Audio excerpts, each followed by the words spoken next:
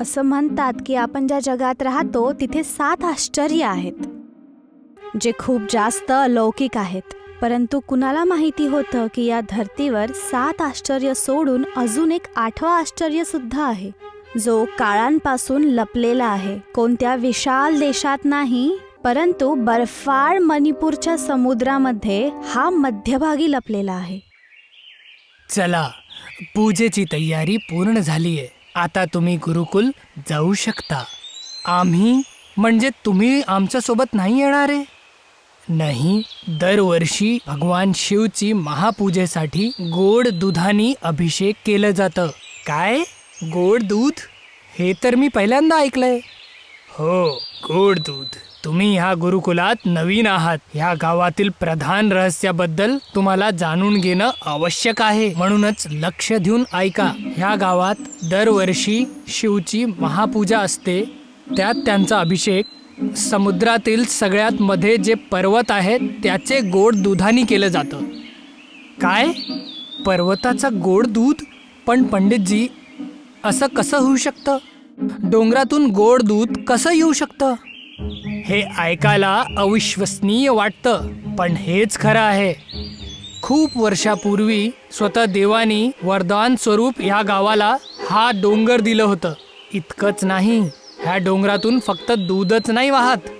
तुम्ही जितकं कुरेदणार त्याच्या पायथ्यातून तितकंच सोनं निघतं. काय? सोनं? हो, पण त्या सोन्यावर आपला काहीच अधिकार नाहीये. ते डोंगर, ते सोनं सगळं देवाचंच आहे. आपण इच्छा करूनही त्याला आपल्याकडे नाही ठेवू शकत. जर आपण असं करण्याचा प्रयत्न केला तर हे अख्खं गाव आजारी पडणार. चला, आता तुम्ही लोक गुरुकुलला जा. मी उद्या सकाळीच पहाटे तुमच्याकडे परत येणार. हो गुरुजी.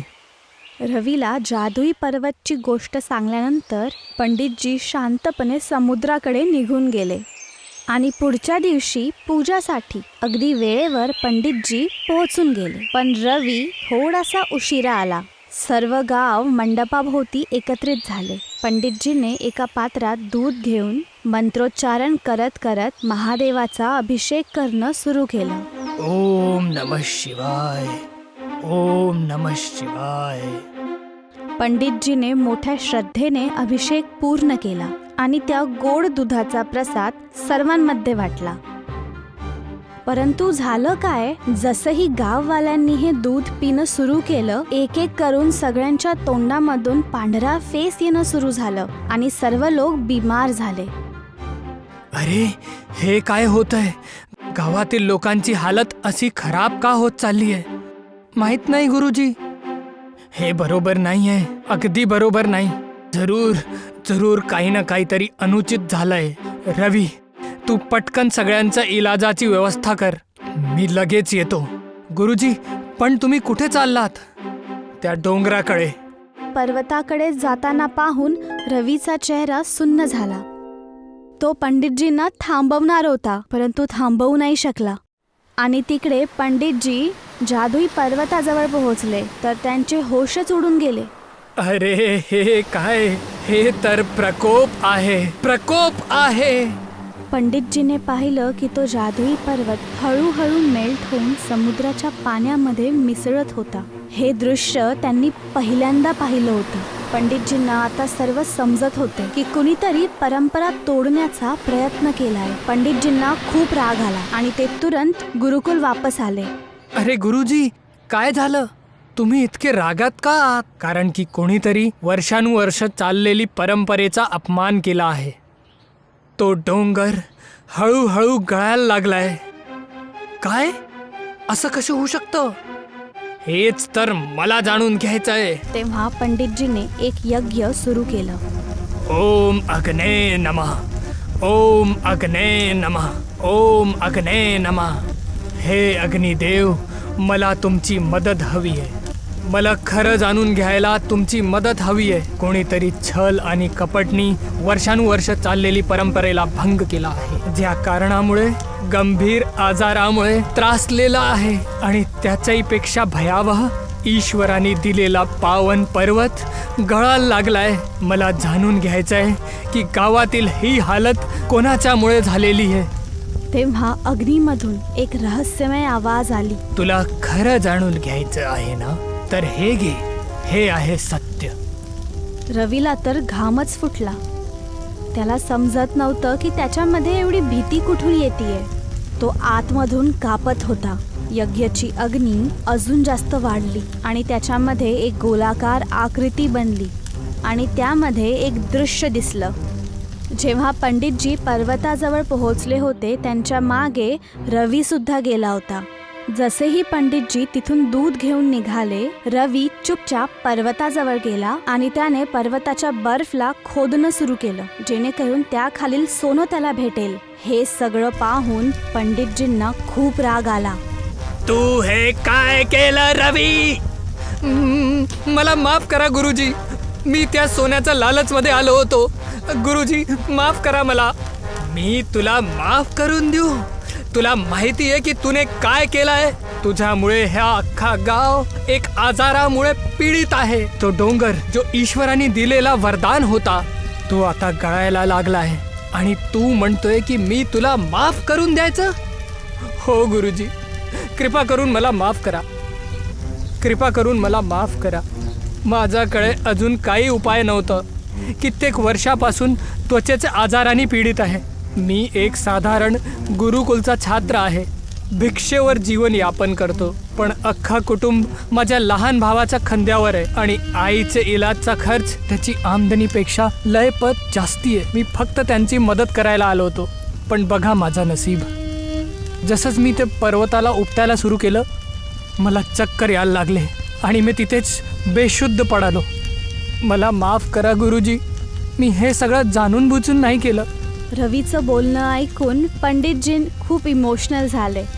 त्यांना वाटले की रवीने जे काही केलंय ते आपल्या आईसाठी केलंय.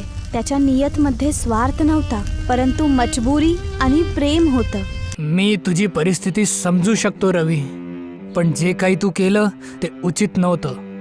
तुझ्या हे एक कृत्यामुळे अख्ख्या गावाला त्रास भोगायला लागतंय. मला कळतंय गुरुजी, मी आपले अपराधचा प्रायश्चित करायला तयार आहे. तुम्ही जे काही बोलणार मी ते करायला तयार आहे. रवीची विनम्रता आणि पश्चातापला पाहून पंडितजी काही क्षणासाठी मौन झाले. आपल्या विचारांमध्ये ते डुबून गेले आणि त्यानंतर रवीची चूक सुधारण्याचं उत्तरदायित्व त्यांनी स्वतः स्वीकारलं. ते त्याला त्या समुद्राच्या मध्यभागी घेऊन गेले जिथे तो जादुई पर्वत स्थित होता. गुरुजी, आपण इथे का आलोय?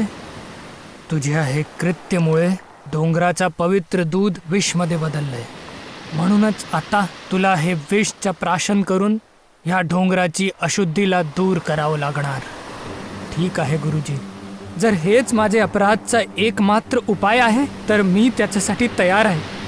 पण हे खूप खतरनाक आहे रवी. ह्याच्यामुळे तुझा जीव पण जाऊ शकतो.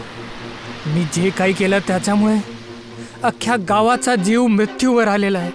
तर त्यांना वाचवणं माझी जबाबदारी आहे. जर त्याच्यासाठी मला माझा जीव पण द्यायला लागलं तर मी तयार आहे. रवीचा आत्मविश्वास आणि बलिदान देण्याची भावना पाहून पंडितजीच्या चेहऱ्यावर एक छोटीशी स्माईल आली. त्यांनी मंत्रोच्चारण सुरू केलं. ओम नमः शिवाय, ओम नमः शिवाय, ओम नमः शिवाय. अचानक एक चमत्कार झाला. त्या वितळणाऱ्या पर्वताच्या टोकापासून एक धार वाहायला लागली. रवीने त्या वाहणाऱ्या दुधाला आपल्या पात्रात घेतलं आणि डोळे बंद करून तो प्यायला लागला. त्यामुळे दुधाची धार थांबली. हे घ्या गुरुजी, मी माझा प्रायश्चित्त पूर्ण केलं. कृपा करून मला माफ करा. आणि एवढं बोलून रवी तिथेच बेहोश झाला. गुरुजी, गुरुजी, काय झालं रामू? गुरुजी, चमत्कार झालाय. सगळ्या गावातल्या लोकांना होश आलेला आहे. काय खरंच? तेव्हा पंडितजीने मागे पाहिलं तर तो वितळणारा पर्वत समुद्रामध्ये डुबून गेला आणि त्याच स्थानवरती एक नवीन चमचमता पर्वत समुद्रापासून हळूहळू वरती यायला लागला, ज्यामधून दुधाची धारा वाहत होती. आणि अचानक रवीला होश आला. त्याने डोळे उघडले आणि पाहिलं त्याच्या डोळ्यांसमोर एक नवीन दुधाची धारा वाहणारा पर्वत उभा होता. अरे अरे मी जिवंत आहे आणि हा पर्वत कुठनं आला? हे सगळं तुझ्यामुळे झालेलं आहे रवी. तू त्या विषचं प्राशन करून भोलेनाथना प्रसन्न केलं आहे आणि त्याचाच फलस्वरूप त्यांनी ह्या धरतीला एक नवीन मोठं डोंगराचं वरदान दिलंय. पंडितजीचं बोलणं ऐकून रवीच्या डोळ्यात अश्रू आले, परंतु ते अश्रू होते पश्चातापापासून उभरलेल्या गर्व आणि सुखाचे. पूर्ण गाव आता पुन्हा समृद्ध आणि सुरक्षित झालं होतं.